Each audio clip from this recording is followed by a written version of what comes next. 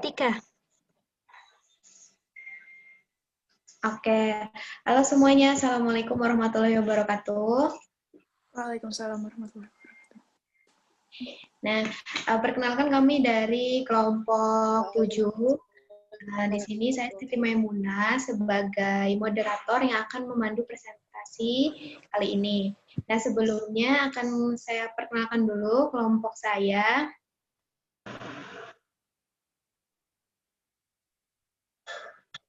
Yang pertama ada saya sendiri, Siti Maimunah, terus ada Mbak Sinta Nuria, kemudian ada Mokfira Nur Aziza, lalu ada Mbak Anjas Apriliani, ada Mbak Leni Lestari, Mbak Fia Miftah Janaim, ada Ayu Sofi Nuraini, ada Rika Nurmalita Hana Sukamto, dan terakhir ada Mbak Tri Setiawati. Kebetulan ini Mbak Tri Setiawati tidak bisa hadir dikarenakan kerja. Nah, langsung aja kita langsung presentasi untuk kelompok pertama, presentasi pertama yang akan dimulai oleh Mokfira Nur Azizah. Silakan Mbak Fira. Mbak Mai mungkin bisa di-share screen untuk PPT-nya. Oh iya, sebentar.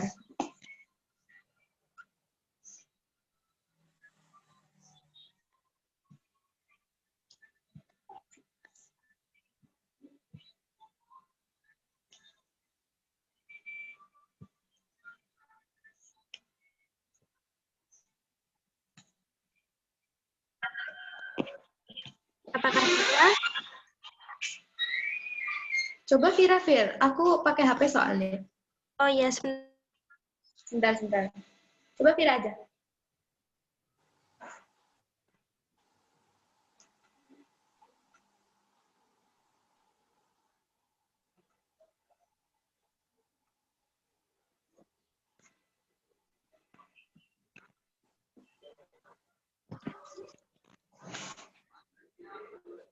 Sambil menunggu Mbak Fira untuk menampilkan PPT-nya, jadi untuk kelompok kami ini membawakan tema yang berjudul Rasa Lapar Makan, Rasa Lapar Kesehatan.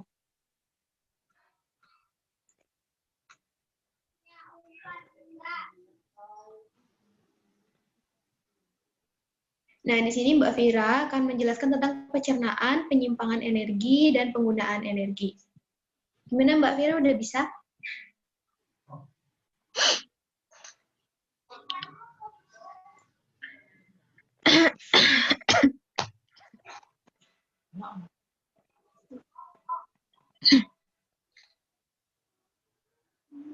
Udah kelihatan Mbak? Udah kelihatan. Udah kelihatan ya semuanya? Udah. Oke.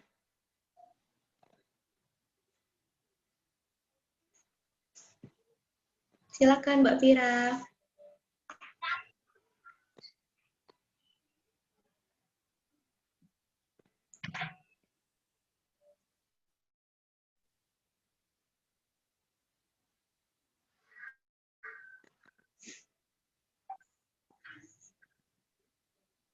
Fira? Mai? Ya? Oke, Ini maaf ada kendala barusan. Oh. Maaf ya. Oke, nggak apa-apa. Oke. Nah, udah kelihatan semua kan teman-teman? Udah. Oke, langsung mulai di presentasi pertama aja ya. Oke, silakan Mbak Fira. Yang pertama, kita akan membahas tentang garis besar materi mengenai pencernaan, penyimpanan energi, dan penggunaan energi ya teman-teman. Nah, pencernaan adalah proses gastrointensial menghancurkan makanan dan menyerap konstituen-konstituen ke dalam tubuh. Nah, sebagai konsekuensi pencernaan, energi diberikan tubuh dalam 3 bentuk ya teman-teman. Yang pertama itu, kita ada lipid atau lemak, kemudian asam amino, produk hasil penguraian protein, dan glukosa, yaitu zat gula sederhana yang merupakan hasil penguraian karbohidrat kompleks, yaitu zat tepung dan gula. Terus tubuh menggunakan energi secara terus-menerus, tetapi konsumsinya intermittent, jadi sebentar-sebentar. Dengan demikian, tubuh harus menyimpan energi untuk digunakan selama interval-interval di antara waktu makan. Nah, energi disimpan dalam 3 bentuk tadi ya teman-teman, yaitu lemak, glikogen, dan protein. Nah, kebanyakan cadangan energi ini disimpan dalam bentuk lemak, teman-teman. Nah, sehingga perubahan berat badan orang dewasa kebanyakan dipengaruhi oleh kadar lemak di dalam tubuhnya. Nah, kemudian presentasi selanjutnya mengenai teori rasa lapar akan dilanjutkan oleh Mbak Sofi. Kepada Mbak Sofi, dipersilahkan. Ya, terima kasih. Selanjutnya, saya akan menjelaskan tentang pengaturan berat badan atau set point vs settling point. Asumsi set point tentang berat badan dan makan, menurut set point assumption, makan besar itu berjalan terus sampai tingkat energi kembali ke set point-nya dan merasa kenyang atau tidak lapar lagi. Set point model menjelaskan bahwa rasa lapar dan makan bekerja dengan cara yang sangat mirip dengan sistem pemanasan yang diatur dengan termostat atau alat mengatur panas di iklim dingin. Semua sistem set point memiliki 3 komponen. Permasalahan yang terkait dengan teori-teori set point. Teori-teori set point tentang rasa lapar dan makan tidak konsisten dengan ukuran-ukuran evolusioner seperti yang kita pahami. Prediksi utama teori-teori set point tentang lapar dan makan belum dikonfirmasi. Studi-studi awal tampak mendukung teori-teori set point dengan menunjukkan bahwa reduksi besar pada glukosa darah yang dihasilkan oleh suntikan insulin menginduksi peningkatan maka pada binatang-binatang. Perspektif insentif positif. Prinsip perspektif insentif positif tentang makanan adalah makan dikontrol dengan cara yang sangat mirip dengan perilaku seksual. Menurut perspektif insentif positif, derajat rasa lapar yang dirasakan pada saat tertentu bergantung pada interaksi semua faktor yang memengaruhi nilai insentif positif makan.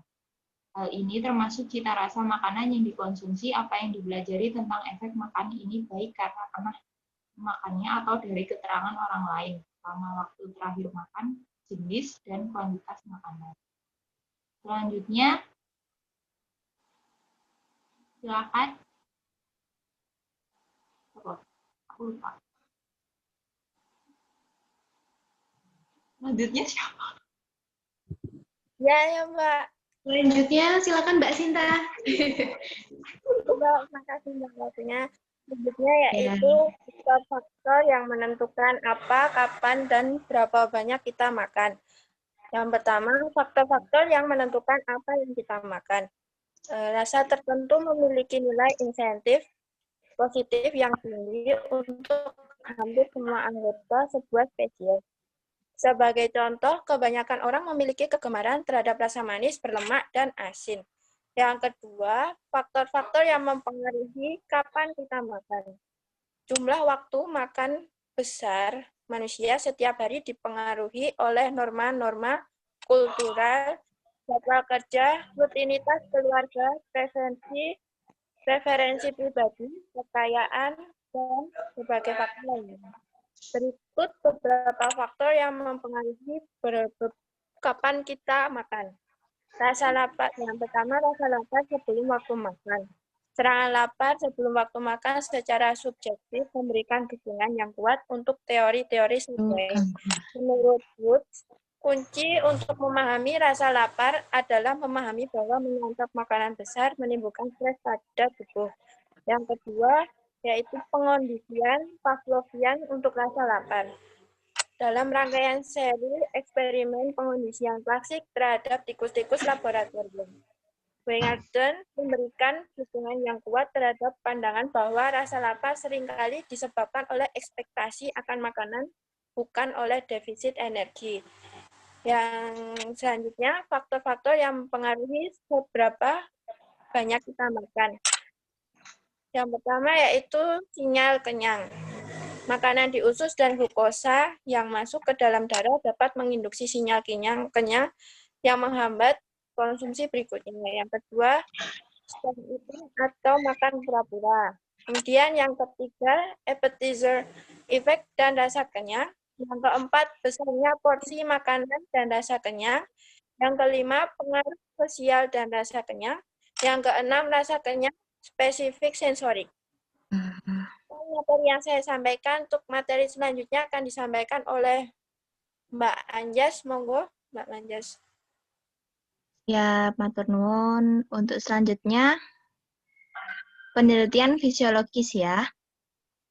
Di sini saya akan menjelaskan mengenai penelitian fisiologis, yaitu peranan glukosa darah terhadap rasa lapar dan rasa kenyang. Di sini ada 3 senyawa kimia yang terpenting dalam rasa lapar dan rasa kenyang. 3 senyawa ini yang pertama adalah glukosa atau gula darah, yang kedua hormon atau insulin, yang ketiga leptin.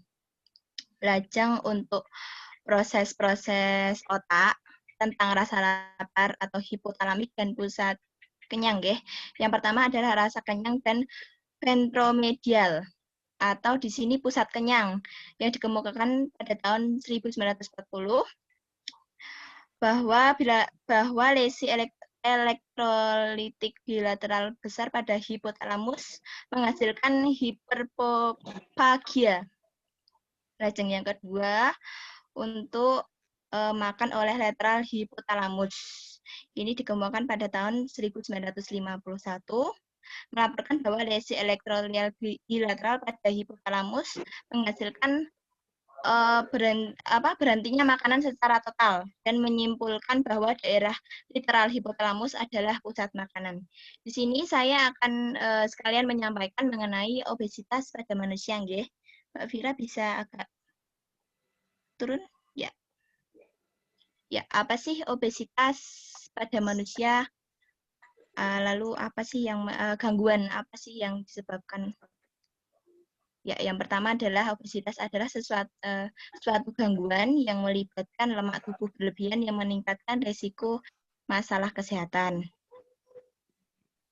Di sini kondisi ini jika dibiarkan terus-menerus akan mempengaruhi penderitanya. Jadi obesitas ini bisa berdampak pada fisik, kemudian risiko kesehatan, jantung, diabetes, tekanan darah tinggi. Gitu. Bawah Mbak Vira. Ya, untuk obesitas sendiri disebabkan oleh kadar gula yang berlebihan dalam tubuh atau penumpukan kadar kalori yang berlebihan ini dapat disebabkan oleh berbagai macam faktor kayak gitu. Yuk ke bawah lagi.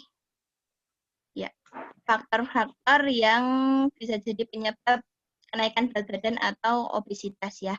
Yang pertama ini genetika. Biasanya sebagai contoh biasanya kalau orang tuanya punya bakat obesitas itu juga bisa menurun ke turunannya seperti itu. Atau junk food itu makanan cepat saji ya. Jadi makanan yang tinggi kandungannya, terus lemak, garam, minyak seperti itu. Stres juga bisa menyebabkan obesitas. Seperti itu. Untuk selanjutnya, beberapa cara penanganan pada obesitas bisa dilanjutkan oleh teman saya.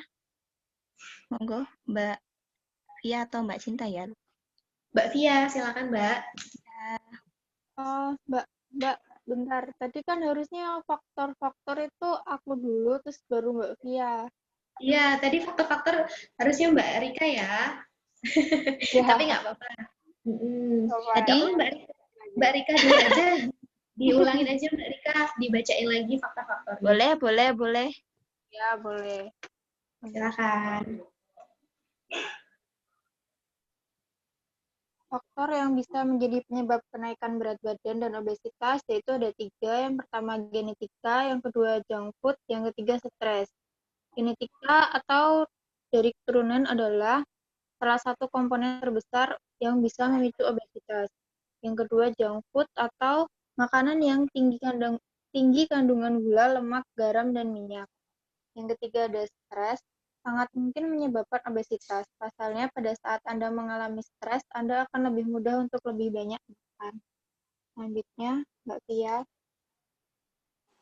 Beberapa cara penanganan pada obesitas. 1. Leptin dan pengaturan lemak tubuh.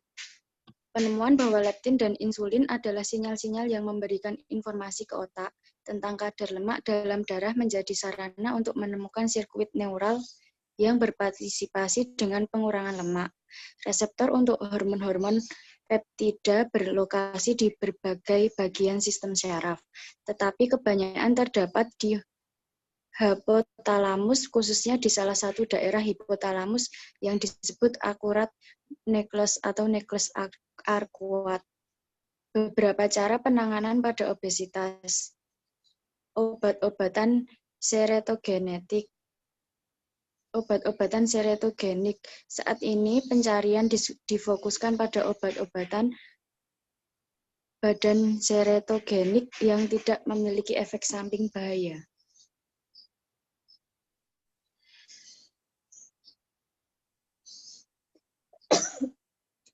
Anoreksia nervos dan bulimia itu juga.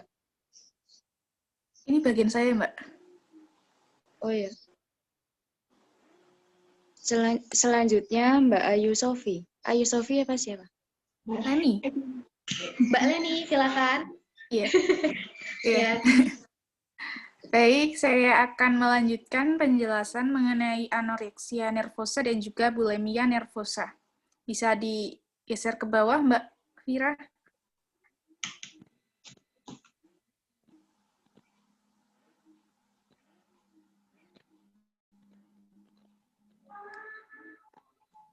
Sudah, Bisa Mbak Leni. digeser. Oh, itu penjelasannya bisa di ke kanan. Agak ke kanan. Nggak kelihatan penjelasannya soalnya. Cuma kelihatan gambarnya. Nah, agak ke sini lagi. Apa ini tampilan, apa ya? Sebentar. Apa handphonenya ya? Coba dimiringin, Mbak Oh Leni. iya. Oke. Sudah bisa ya, Mbak? Iya, sudah bisa. Oke, silakan. Iya.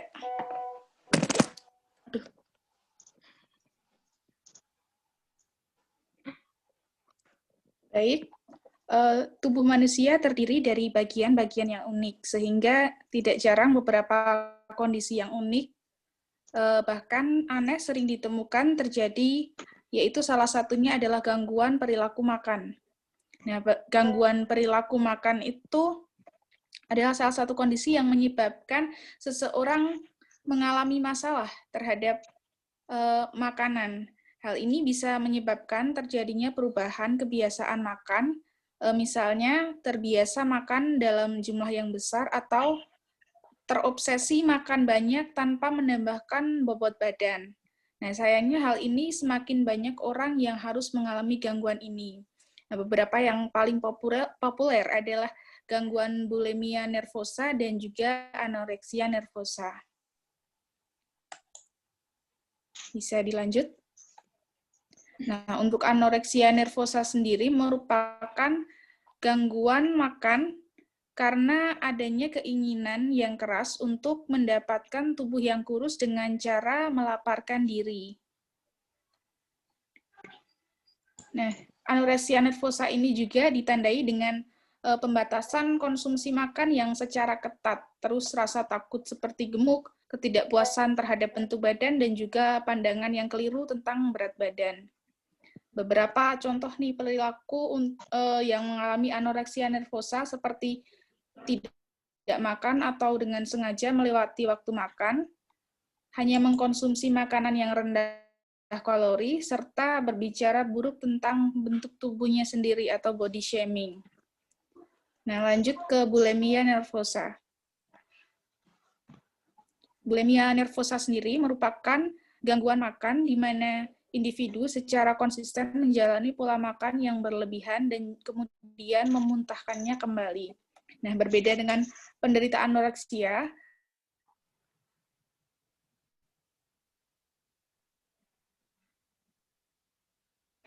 Mbak Leni? Halo, Mbak Leni. Halo. Mbak Leni? Ini kuota nentek. Oke, gimana teman-teman? Kayaknya terjeda ya. Oke, Yaudah, nggak Mbak apa-apa Deni. dilanjut. Halo? oke. Dilanjutin ya Oke, nggak apa-apa. waktunya soal mepet. Ya, oke, nggak apa-apa. Ini lanjutin aja. Jadi berikut presentasi dari kelompok kami dan saya akan menyimpulkan dari presentasi, yaitu lapar adalah rasa keinginan terhadap makanan dan berhubungan dengan efek fisiologi lain, seperti kontraksi rimis pada lambung sehingga dan rasa gelisah sehingga menuntut sehingga ketersediaan makanan yang kuat. Sistem saraf berperan besar dalam fisiologi selera makan. Ada banyak daerah pada otak yang merupakan pusat-pusat selera makan, serta saraf-saraf tepi yang merupakan jarak untuk menyampaikan sinyal dari jaringan ke sistem saraf pusat dan sebaliknya. Hipotalamus adalah pusat pengendalian selera makan terbesar. Set point model berasumsi bahwa rasa lapar dan makan bekerja dengan cara yang sangat mirip dengan sistem pemanasan yang diatur dengan tes MOTAF atau alat mengukur panas di iklim dingin. Anoreksia merupakan salah satu gangguan makan yang seringkali terjadi pada gadis remaja, yakni selalu menolak pengasupan berbagai macam makanan, terlalu takut untuk menjadi gemuk. Haus adalah asensi subjektif yang meningkatkan keinginan untuk intake air. Ada beberapa stimulus yang dapat memicu rasa haus. Salah satu yang paling penting adalah peningkatan osmolaritas cairan ekstraseluler yang menyebabkan dehidrasi intraselular dan pusat rasa haus. Nah, berikut adalah presentasi dari kelompok kami. Semoga bermanfaat bagi kita semua ya, teman-teman ya. Halo, bisa diaktifkan semuanya suaranya? Halo, terima kasih. Maaf Mbak, tadi keluar sendiri itu. Nggak apa-apa. Nggak apa-apa. Penjelasannya jadi nggak komplit. Oke, nggak apa-apa. Oke, jadi seperti itu ya. Terima kasih buat teman-teman yang sudah meluangkan waktunya. Semangat. Terima kasih. Terima kasih semuanya. Waktu kembali ya. Terima kasih. Wassalamualaikum warahmatullahi wabarakatuh. Waalaikumsalam. Bye. Healthy, jaga kesehatan ya. Apa? Jaga kesehatan.